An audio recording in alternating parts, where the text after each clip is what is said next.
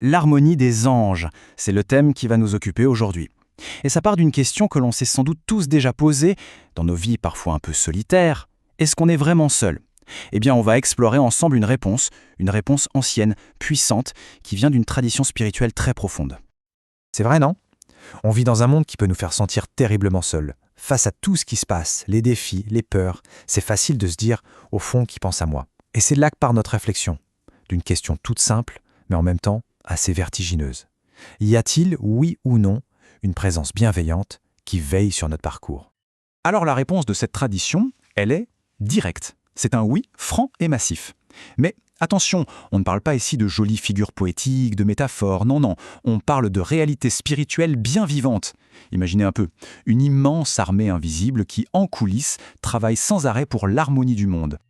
Ok, mais pour vraiment saisir ce que ça veut dire, il faut d'abord faire un peu de ménage dans nos idées. On a tous des images en tête quand on parle d'anges, souvent venus de la culture populaire. Alors, mettons ça face à la vision bien plus ancienne de la foi orthodoxe. Vous allez voir, ce n'est pas tout à fait la même chose. Regardez ce tableau, c'est assez parlant. D'un côté, la culture pop nous parle d'énergie un peu vague, de forces anonymes, ou même parfois des esprits de nos défunts. De l'autre, la foi orthodoxe, eh bien c'est beaucoup plus précis. On parle d'êtres personnels, intelligents, qui forment un ordre de création à part entière. Ce ne sont pas des espèces de génies magiques qui réalisent nos vœux. Non, ce sont d'humbles serviteurs de la volonté de Dieu et des compagnons de prière. Et cette phrase, elle résume tout en fait. Ils ne crient pas « regardez-moi », mais « regardez vers le Christ ». C'est ça leur nature profonde. Leur style, si on peut dire, c'est l'humilité la plus totale. Le but du jeu pour eux, ce n'est jamais de tirer la couverture à eux. Au contraire, c'est de toujours pointer vers plus grand qu'eux, vers celui qu'ils servent. En fait, leur plus grande gloire, c'est de savoir s'effacer. Bon, maintenant qu'on a un peu clarifié ce que les anges ne sont pas, essayons de voir comment ce monde invisible est organisé. Le mot qui vient souvent, c'est hiérarchie.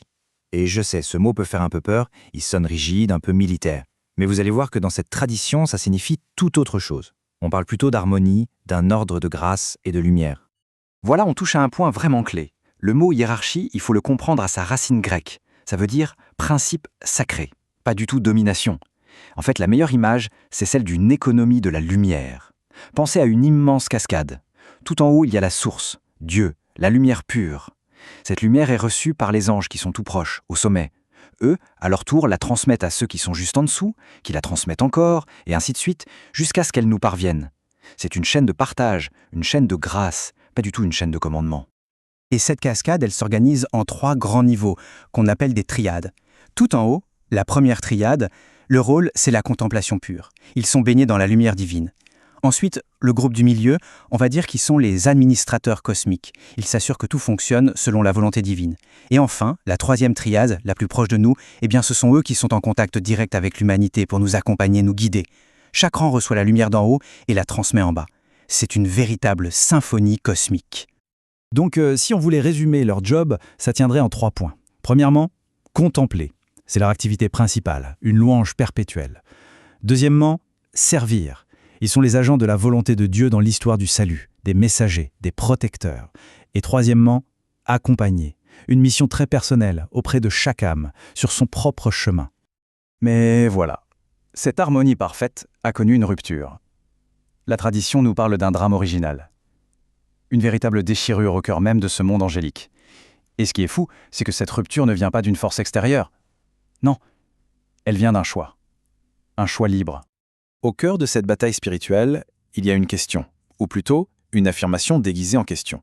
C'est celle que porte l'archange Michel dans son nom même. Michael, en hébreu, ça veut dire « qui est comme Dieu ». Ce n'est pas une vraie question, hein. C'est une affirmation puissante, personne. Nul n'est comme Dieu. C'est devenu le cri de ralliement de tous les anges qui sont restés fidèles. Et la cause de la rébellion, elle est d'une simplicité presque banale. C'est ce cri « Je ne servirai pas, non serviam ». C'est le refus pur et simple de sa condition de créature. C'est l'orgueil qui dit « Je veux être mon propre centre, je ne veux dépendre de personne, je refuse de recevoir ». C'est vouloir la gloire pour soi-même, sans lien, sans service. Alors là, attention, c'est un point hyper important. Il ne faut pas imaginer une sorte de guerre des étoiles avec 2 forces égales qui s'affrontent, pas du tout. Le mal, dans cette vision des choses, ce n'est pas un anti-dieu. C'est juste un ange, une créature donc, qui a fait un choix. Le choix de se couper de la source de toute lumière, de toute vie. Le mal, ce n'est pas une chose qui existe en soi, c'est l'absence du bien. c'est en vide une privation. Bien sûr, ce drame céleste a eu des conséquences sur nous, sur la terre. Mais, et c'est ça la bonne nouvelle, les anges qui sont restés fidèles n'ont pas abandonné le navire, loin de là. Toute l'Écriture sainte nous les montre comme des compagnons de route, discrets, oui, mais incroyablement constants. Et quand on regarde l'histoire du salut, on les voit partout. Dès la Genèse, ce sont des chérubins qui gardent l'entrée du jardin d'Éden. Dans l'Exode, c'est un ange qui guide le peuple d'Israël dans le désert. Et puis dans les évangiles, n'en parlons pas, ils sont là pour annoncer la naissance du Christ, pour le soutenir après la tentation, pour proclamer sa résurrection. C'est un véritable cortège. Et ça continue dans les Actes des Apôtres, où ils protègent les premiers chrétiens. Ils ne volent jamais la vedette, mais ils sont toujours là au moment clé pour baliser le chemin. Et cette présence, elle devient même intime, très personnelle. La tradition est formelle là-dessus. Chaque baptisé se voit attribuer un ange gardien. Et là, on n'est plus dans la métaphore. On parle d'un vrai compagnon de route spirituel, un conseiller, un défenseur, qui est là à nos côtés pour nous aider à nous relever quand on tombe et à continuer d'avancer. Bon, tout ça c'est bien beau, mais concrètement, comment est-ce que ce monde invisible et notre réalité bien tangible peuvent bien se rencontrer? Où est-ce que le ciel et la terre se touchent de la manière la plus réelle, la plus profonde? La réponse, en fait, elle est peut-être un peu surprenante. Le point de contact le plus intense, le plus vrai, ce n'est pas forcément dans des visions spectaculaires ou des expériences mystiques incroyables. Non. C'est dans un lieu accessible à tous, au cœur de la prière de la communauté, au cœur de la divine liturgie. C'est là, précisément, que la prière des hommes et la prière des anges ne font plus qu'une. Et ce n'est pas juste une belle image, attention, c'est très concret. Il y a des moments précis dans la liturgie où on est explicitement invité à s'unir à eux. Quand toute l'assemblée chante le Saint, Saint, Saint le Seigneur, par exemple, eh bien on chante en même temps que les séraphins. C'est leur chant. Quand on chante l'hymne des chérubins, on est invité à mettre de côté tous nos soucis, à imiter leur concentration totale. On demande même un ange de paix pour nous guider. En fait, on entre dans une assemblée bien plus grande que celle qu'on voit avec nos yeux. Voilà, c'est là que tout prend son sens. La liturgie, ce n'est pas juste nous, ici-bas, qui envoyons des prières vers le ciel. C'est beaucoup plus que ça.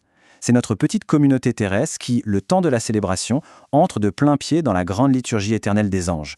On participe à une harmonie qui nous dépasse complètement, qui a toujours été là. Du coup, pour en revenir à notre question du début, ce sentiment de solitude. Et si la solution, ce n'était pas de chercher à créer quelque chose, à construire des liens à la force du poignet? Et si l'harmonie n'était pas à inventer, mais qu'elle était déjà là, tout autour de nous, invisible? Et si la seule chose à faire, c'était d'ouvrir les oreilles de notre cœur et d'accepter l'invitation à rejoindre le chœur?